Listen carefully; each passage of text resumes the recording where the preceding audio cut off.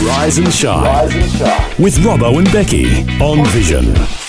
Well, DJ, we kick off Mondays the best way with our amazing chaplains, Mark and Cindy Kujawa. Yeah! Now, Mark, you're very Yeah, I was about to say, all right. You actually let me get through that without any music. He did. He was very self-controlled today. Which is not like him, DJ. It's not like him. I did the three. Ready? Right on. Oh, you did too. All right. Ready? Are you doing your own Brekkie blessing intro? I'm trying. I'm thinking about it. I think it'd be great. Okay. We need some sort of jingle. Things sort of in tune. Maybe we need a beat. project, We need DJ. to drop a beat. Yes. Something. And then you just jump straight in. That's it. Break it down. Break it down for the Brekkie blessings. That's it. But anyway. Very good. All right. I'll crank into it. Okay. So Ephesians 2 verse 8, it says this, "For it is by grace you have been saved through faith. And this is not for yourselves, it is or from yourselves, sorry. It is not from yourselves, it is a gift of God." So it is by grace you have been saved through faith, and this is not from yourself, it is a gift of God. So I'll just give a wee little part about my journey to Christ and just that grace of God that's over your life.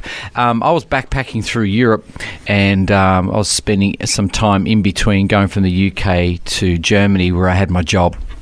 And so I was doing a bit of a trip. So I left the shores of Dover and crossed over to Ostend, and then from there went up into Amsterdam to do the things that people do. You know, this is BC days.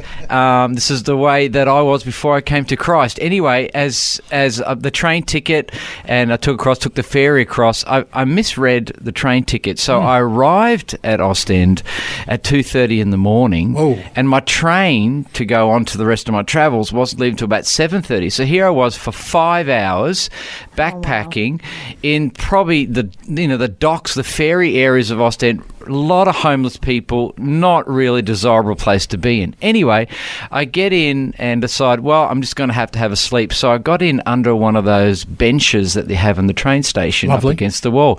Slept in underneath there, pulled my sleeping bag above, up to my shoulders, whatever, and fell asleep. Now, to date, it's probably one of the best sleeps I've ever had in my life. Now, remember, hold on a second. Now, remember, this is BC days, all right? So God is there. I'm an old, I was brought up Catholic. He was there, but not sort of there, so it wasn't real in my life. But I had a wonderful sleep that night. That's one part I want to put into the story. Anyway, at about 7 o'clock in the morning, a homeless guy taps me underneath my bench, and in perfect English, and I'll explain more about that later, in perfect English he says, are you wanting to catch the train? And I said, yes, I do. He said, well, I think your train is leaving.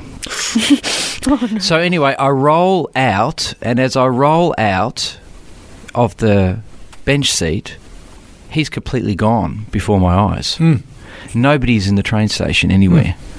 And I go, rightio, BC days, so, I was in my right mind. I'll just leave it at that. And, okay, that's fine. Got on my travels, went away. Anyway, 2 years later, I get saved.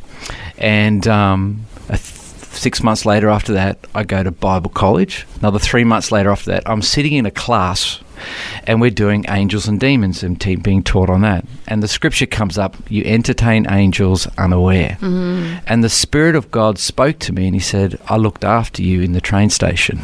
Now, for me, I look back at that, and then I remember, that's right, he spoke to me in perfect English. How did he even know that I spoke English? And then he disappeared before my eyes, and I remember I had one of the best sleeps I've ever had on my travels on that night under a train station floor.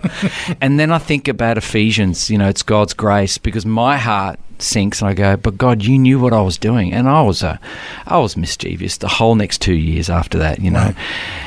But God's grace was on it. It's like he held back eternity to say, there's this one guy called Mark, and I want to get his heart. And so I just want to encourage everybody, wherever they are on their journey, if you're a seeker, if you've still got some questions about the Lord, if you're a seasoned person in the faith or somebody that picks up God whenever it's convenient for you, I just want to let you know God's grace is there, and his hand is always on your life. And whether you know it or not, he is wooing you every moment of your day. and he goes to places where many of us would never ever go, so that he can win the lost. Right. And I'm one of those stories, and there are many other across our nation. And today, if you want Jesus in your heart, he's right there with an answer and a prayer. So be blessed, receive Christ into your life, and that grace, that it's got nothing to do with you at all. It's from him, and it's free for you if you will respond. Thanks for taking time to listen to this audio on demand from Vision Christian Media. To find out more about us, go to vision.org.au.